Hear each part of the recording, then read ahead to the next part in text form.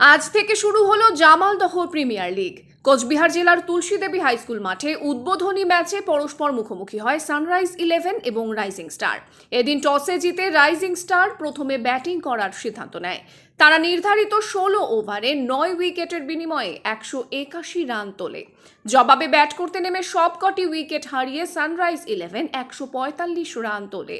36 রানে জয়ী হয় rising star. Man of the match নির্বাচিত হয়েছেন রাইজিং স্টারের দেবজ্যোতি দাস। তিনি 57 রান করেন।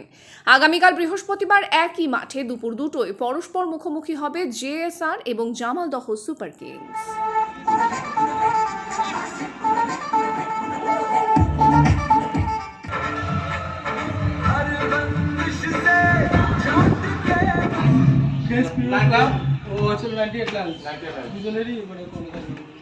এবারে আমরা বরণ করে নিচ্ছি ফ্রেন্ডস ফ্রিডম ক্লাব এবং